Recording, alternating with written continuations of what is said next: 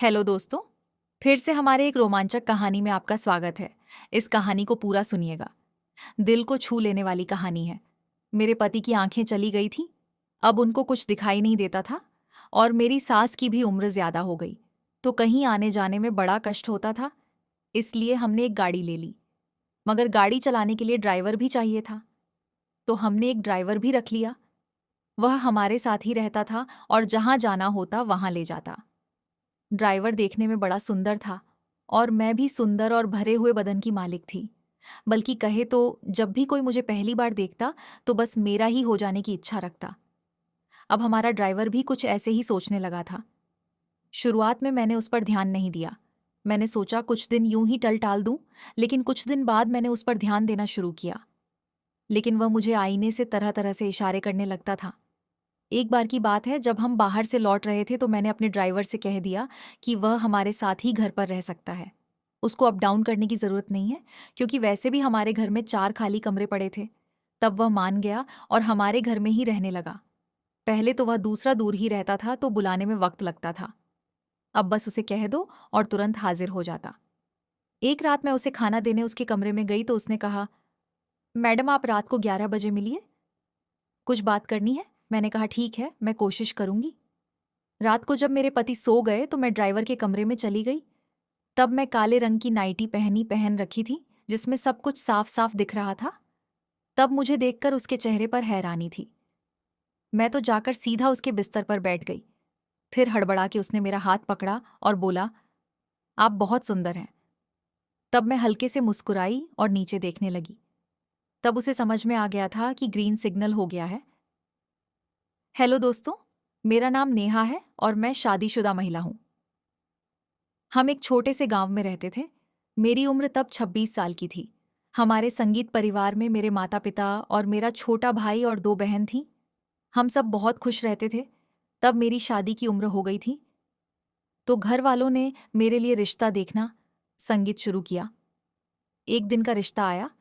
वह लड़का रेलवे में था। उसकी अच्छी तनख्वाह थी, इसलिए घर वालों ने बिना देरी किए मेरी शादी उससे तय संगीत कर दी। शादी के बाद मैं ससुराल आ गई। वहाँ मेरी सास, ससुर, छोटी ननान, देवर और मेरे पति रहते थे। घर बहुत अच्छा था और किसी चीज़ की कमी नहीं थी। मेरे पति 1 महीना की छुट्टी पर आए थे। पता ही नहीं चला कब 1 महीना बीत गया और वह फिर काम पर चले गए। मैं घर के सारे काम करके फ्री हो जाती और फिर समय काटना मुश्किल हो जाता। आखिर अभी नई नई शादी हुई थी, इसलिए बहुत मन करता था, पर कैसे भी करके खुद को शांत करती रहती। एक दिन मेरा देवर राहुल मेरे कमरे में आकर कहने लगा, भाभी आप अकेली क्यों बैठी हैं? हमारे साथ बातें कीजिए या चलिए कुछ खेल खेल लेते हैं या कोई मूवी देख लेते हैं। तब मैंने कहा, देवर जी, अभी तो मेरा किसी चीज में मन नहीं लग रहा है। धीरे धीरे लगने लगेगा, क्योंकि मैं नई हूं ना। फिर एक दिन मैंने अपनी सास से कहा, माँ जी, मुझे मायके जाने का मन कर रहा है। तब वह बोली, तुझे राहुल गाड़ी से छोड़ आएगा, बस में क्यों धक्के खाएगी? तब मैंने कहा, ठीक है माँ जी। और फिर अगले दिन मैं मायके जाने के लिए राहुल के साथ निकल पड़ी। राहुल ने मुझे घर छोड़ दिया और तुरंत ही वापस निकल आ गया। मैंने उसे रोकने को कहा, लेकिन उसने मना कर दिया। उसने ना चाय पिया ना पानी, बस इतना बोला, भाभी मुझे ज़रूरी काम है, और चला गया। मुझे मायके में आए 4 दिन हो गए थे, लेकिन यहाँ भी मुझे अजीब सा लगने लगा था। इसलिए 5वें दिन मैं बस पकड़कर वापस अपने ससुराल लौट आई। घर आकर मैंने अपने देवर राहुल से पूछा, संगीत राहुल, घर में सब ठीक है ना? तो उसने कहा, हाँ भाभी, सब ठीक है। मैंने हल्का मालिक का शुक्र है। मेरे ससुराल आने के थोड़े दिन बाद में मेरे देवर राहुल का दुबई का वीज़ा लग गया, पर फिर वह दुबई चला गया। अब बस घर में मैं और सासू माँ और ससुर जी रह गए थे। फिर एक रात अचानक मेरे ससुर जी के हार्ट अटैक आया और हम उन्हें अस्पताल लेकर भागे, लेकिन रास्ते में ही उनका निधन हो गया। फिर ऐसे ही एक दिन रेलवे ऑफिस से फ़ोन आया। उन्होंने पूछा, क्या आप विनोद जी के घर से बोल रही हैं? मैंने कहा, हाँ। तो वह बोले, विनोद की ड्यूटी के दौरान सिर पर चोट लगी है, जिससे उनकी आंखें की रोशनी चली गई है। ये सुनते ही मैं जोर जोर से रोने लगी। मेरी सासू माँ ने पूछा, क्या हुआ बहू? लेकिन मैं कुछ कह नहीं पाई, बस रोती रही। फिर मेरी सासू माँ ने फोन पर बात की। जब उन्हें पता चला तो वह बेहोश हो गई। आखिर मैं क्या करती? घर में कोई और था ही नहीं। फिर मैंने पड़ोस के एक लड़के को बुलाया और सासू माँ को अस्पताल ले गए। डॉक्टर ने बताया कि वह कुआं में चली गई। फिर 4 दिन तक अस्पताल में पड़ी। मेरी सासू माँ भी इस दुनिया से चल बसी। अब घर में मैं अकेली ही रह गई थी। अब मैंने अपने पति से फ़ोन पर बात की तो उन्होंने कहा, अब मैं काम करने के लायक नहीं रहा, इसलिए मैं वापस आ रहा हूँ। अगले दिन मेरे पति अपनी आंख की रोशनी खोकर वापस लौट आए। अब नाक से की जाने वाली आवाज़ में अपने पति का ध्यान अच्छे से रखने लगी थी। भले ही रेलवे वालों को, जो मेरे पति की आंखों की रोशनी जाने के बाद पेंशन देने लगे, अब उनके पेंशन से ठीक ठाक पैसे आते थे, मगर जब भी कहीं जाना होता तो बड़ी मुश्किल होती थी। इसलिए हमने एक गाड़ी ले ली और ड्राइवर रखने का सोचा। पेंशन से मिले पैसों को बैंक में जमा करते और उसी पैसे का ब्याज मिलता था। हमारा ड्राइवर देखने में बहुत सुंदर और होशियार संगीत था। ऊंचा लंबा और खूब जवानी थी उसमें। अब जब भी कहीं जाना होता तो बस उसे फ़ोन कर देते, वह फटा से आ जाता। एक दिन हमें मायके जाना था। मैंने ड्राइवर को फ़ोन किया और वह आ गया। हम गाड़ी में बैठे और निकल पड़े। ड्राइवर बीच बीच में गाड़ी के आईने से मुझे देखता रहता, पर मेरा ध्यान उस पर नहीं था। अचानक मेरी नज़र उस पर पड़ी और मैंने देखा कि वह बड़ी तीव्रता से मुझे देख रहा था। मेरे पति की आंखों में रोशनी नहीं थी। इलाज के बाद वह चश्मा लगाए थे तो उन्हें कुछ खास दिखाई नहीं देता था। रास्ते भर ड्राइवर ने मुझे तरह तरह के इशारे करता रहा। वह शायद मुझे हासिल करना चाहता था, लेकिन यह सब देख मैं भी धीरे धीरे उसकी ओर आकर्षित हो रही थी। मायके पहुंचकर जब उसका आशीर्वाद ले लिया तो मैं ना ड्राइवर को चाय और पानी देने के लिए गाड़ी के पास गई। तब उसने चाय लेते वक्त मेरे हाथ पर अपना हाथ फेर दिया। तब मुझे एक अजीब सी फीलिंग हुई।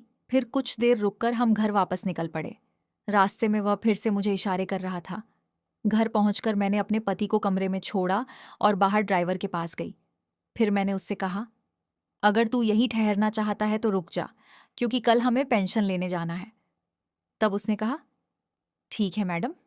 तब मैंने उससे कहा, हमारे घर में 4 कमरे खाली पड़े हैं, तू जिसमें चाहे उसमें आराम कर सकता है।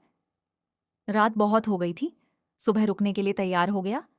फिर मैंने रात का खाना बनाया।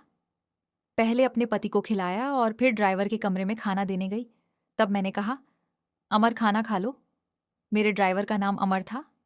तब उसने कहा, ठीक है मैडम, बेड पर रख दो। फिर मैं बेड पर खाना रखकर जाने लगी। तभी उसने मेरा हाथ पकड़ लिया और बोला, मैडम मेरी एक बात सुन लो। तब मैंने कहा, हाँ बोलो।